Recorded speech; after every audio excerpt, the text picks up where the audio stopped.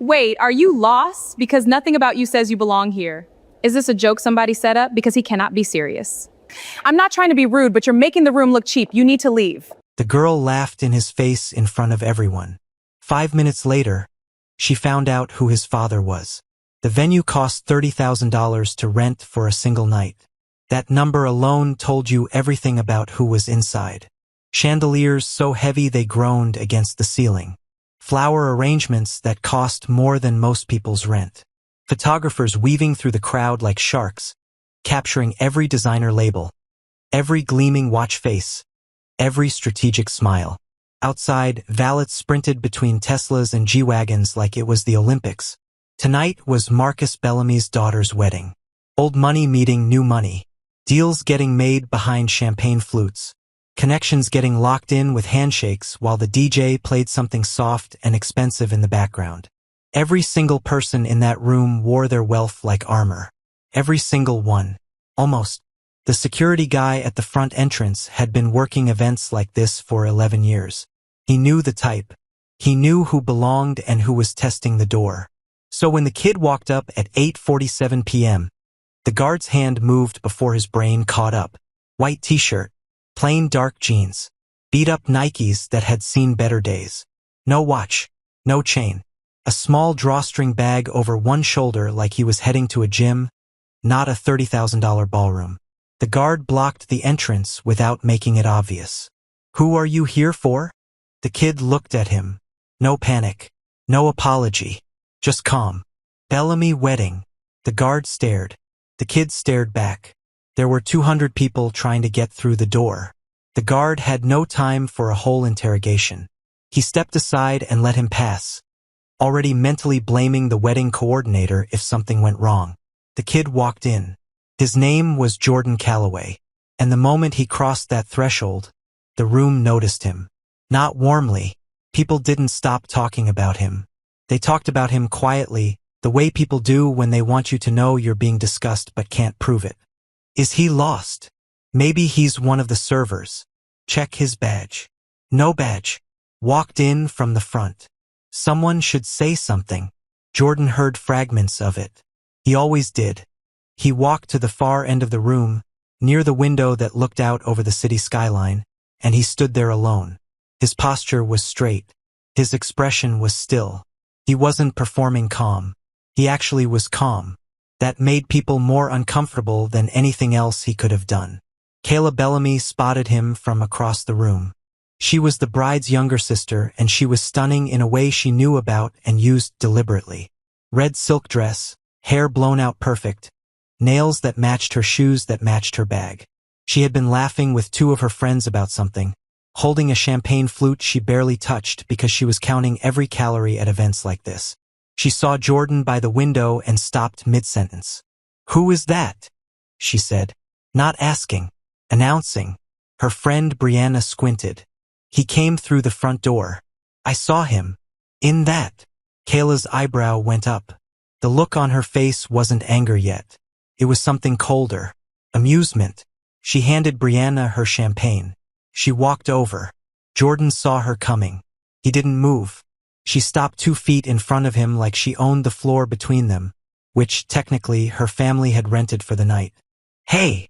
Her voice was pleasant the way a warning can be pleasant. "Can I ask what you're doing over here?" "Attending the wedding," Jordan said. Kayla tilted her head. "Attending?" "Yeah." She glanced down at his shoes, back up to his shirt.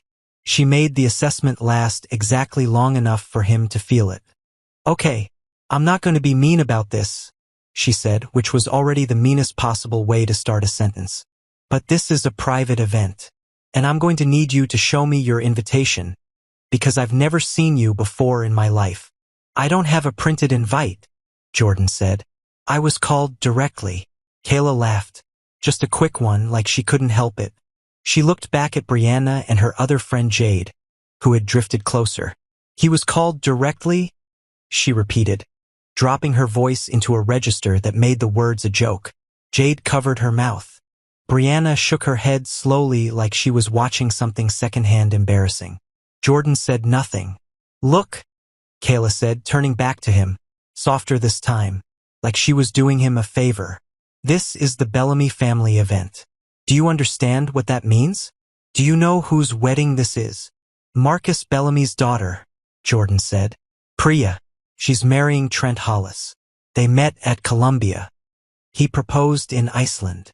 Kayla's smile flickered. You probably read that online, she said. I didn't. Then who invited you? Jordan looked at her for a moment. Trent. The smile came back, bigger now. More dangerous. Okay. I'm calling Trent over right now, and we're gonna sort this out. Because I think you walked into the wrong venue or the wrong city or something. She pulled out her phone. Jordan watched her and waited. Trent Hollis was 29 years old, broad-shouldered, good-looking in the way of someone who grew up with access to personal trainers and dental care. He was currently taking photos with Priya's grandmother when his phone buzzed. He looked at the message. Read it twice. He smiled. He handed the grandmother his champagne and cut across the room.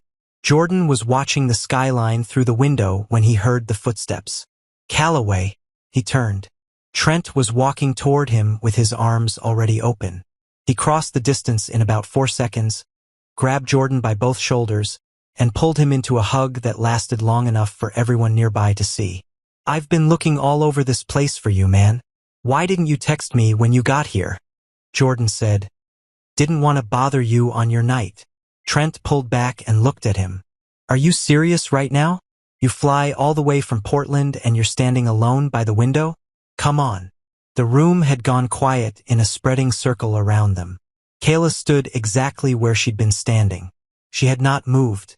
Her phone was still in her hand. The message she'd typed to Trent sat there, already answered by his absence. Trent noticed her. He noticed her expression. Did something happen? He asked. No, Jordan said immediately. No, Kayla echoed half a second later. Trent looked between them. He was not stupid, but tonight was not the night for it. Come meet Priya's dad, he said to Jordan. He's been asking about you. They walked away together. The crowd parted a little without meaning to. Kayla stood there. Brianna came up beside her. Do you know who that is? No, Kayla said quietly. I just asked one of the coordinators, Brianna said. She paused. Jordan Calloway, as in Calloway Group Calloway. Kayla felt something drop in her chest. Say that again. His father is Derek Calloway, like the Derek Calloway. Kayla said nothing. She knew that name. Everyone in this room knew that name. Derek Calloway didn't run a company. He ran an industry. Hotels, tech infrastructure, media. 3 consecutive years on the Forbes list. The kind of wealth that didn't announce itself because it didn't have to. His son, Kayla whispered. His only son, Brianna said. It took 17 minutes for the energy in the room to shift completely. Word traveled the way it always does at events like this. Fast, in whispers, dressed up like concern. Did you hear? That kid in the white shirt. Derek Calloway's. She didn't know. Right to his face. By the time Derek Calloway himself walked through the front entrance at 9:15, the room was already reconstructing itself around the information. He came in without fanfare. That was the thing people always said about him afterward, if they'd never met him before. You expected someone who looked like his bank account. What you got was a man in a clean gray blazer, salt and pepper hair, quiet eyes, and the kind of stillness that made rooms softer when he entered. Marcus Bellamy met him at the door, shook his hand for a long time. Derek scanned the room. His eyes found Jordan in under 10 seconds. He moved toward his son without stopping to make small talk, without pausing to accept the champagne someone tried to hand him, without slowing down for anyone. He put his hand on the back of Jordan's neck the way fathers do when words aren't enough. You should have told me you were already here, he said. I was fine, Jordan said. I know you were. Marcus Bellamy stood nearby watching this. He looked at Jordan differently now. The way you look at something you misjudged and are trying to quietly correct your read on. Kayla had been watching from across the room. She watched Derek Calloway walk straight to the kid she had laughed at 20 minutes ago. She watched the way Derek touched his shoulder. The way the whole room tilted slightly in their direction. She understood now what she had not understood before. But more than that, she understood what she had done. She'd had 2 champagnes and she hadn't touched either one. The red silk dress felt too bright. The room felt too loud. She found a quiet corner near the coat check and stood there by herself for a while. Brianna tried to follow her. She waved her off. She needed a minute. The thing about Kayla Bellamy was that she wasn't cruel by nature. She was thoughtful, actually. She read. She volunteered twice a month at a youth center in Midtown. She had opinions about things that mattered. But she had grown up in rooms like this one. And in rooms like this one, you learned fast that appearance was information. What you wore told people who you were. That wasn't vanity, that was just how it worked. Except it wasn't.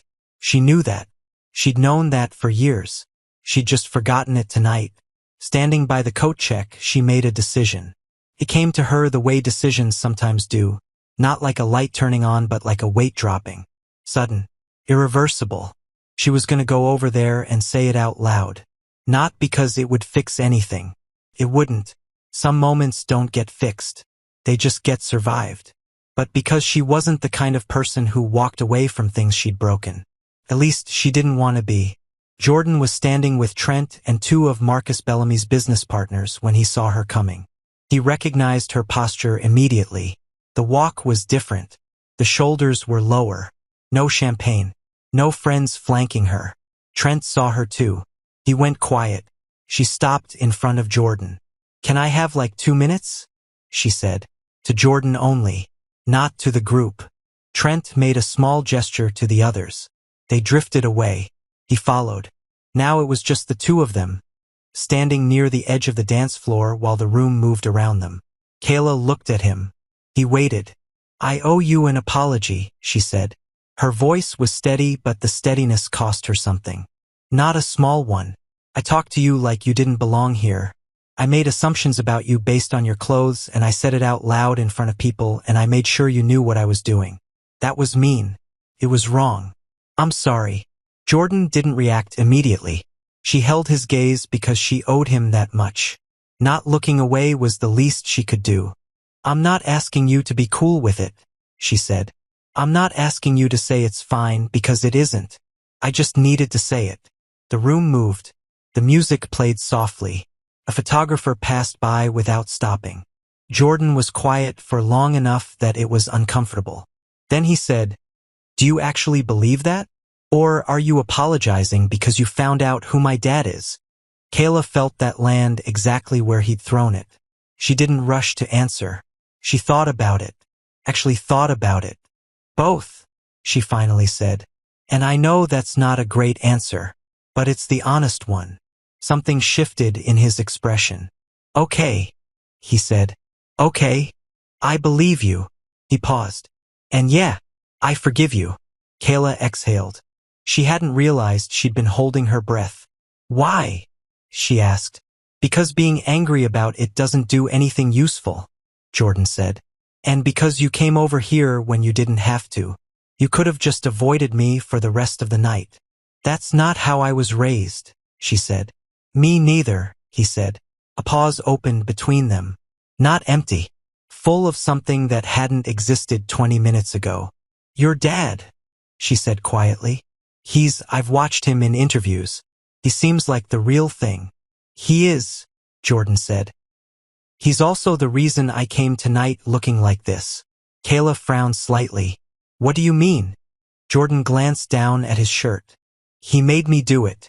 Every year, at least once, he makes me show up somewhere I'm supposed to be in clothes that give nothing away. No name, no status, nothing to hide behind." He looked back at her. "He calls it the real test." "Of what?" "Of the room." Kayla stood with that for a moment. "And?" she asked. "What did the room do?" Jordan looked at her steadily. "You were there." She thought about that for a long time after. Not just that night, but afterward. Weeks later, in random moments. Driving somewhere. Getting coffee. Sitting in a meeting where someone talked too long about something unimportant. You were there. Derek Calloway found his son near the end of the night, when the crowd had thinned and the younger guests were gravitating toward the bar. "How was it?" he asked. Jordan considered. Different this year. Different how? Someone actually came back and apologized. He paused. Genuinely, I think. Derek looked at him. You believe her? Yeah, I do. Derek was quiet for a moment. Then he said, That's rare. I know. What did you do? Forgave her, Jordan said, and told her why. Derek nodded slowly. He put his hand on Jordan's shoulder, the same way he had at the beginning of the night, and left it there for a moment. Good, he said. That was all. But it was enough. The last thing Kayla saw before she left the venue was Jordan standing with his father by the window, looking out at the city skyline. Two men. Same posture. Same quiet. Like stillness was a thing you could inherit.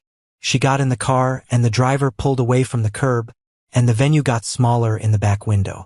She thought about the room, about the way it had been arranged around what it could see and not what it couldn't, about what it cost to actually look at someone. 3 weeks later, Kayla was back at the youth center in Midtown where she volunteered.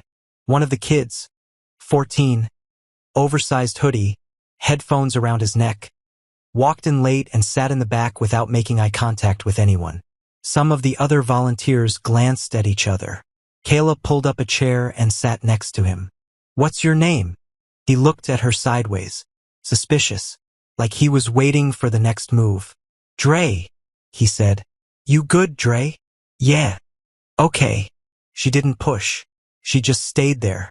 After about 10 minutes, he started talking. She never told anyone about that night at the wedding. She didn't post about it. Didn't make it a story about how she grew. She just carried it. Some lessons don't need an audience. The ones that matter usually don't. The most expensive thing in any room is never the chandelier. It's knowing who to look at, and why you almost didn't.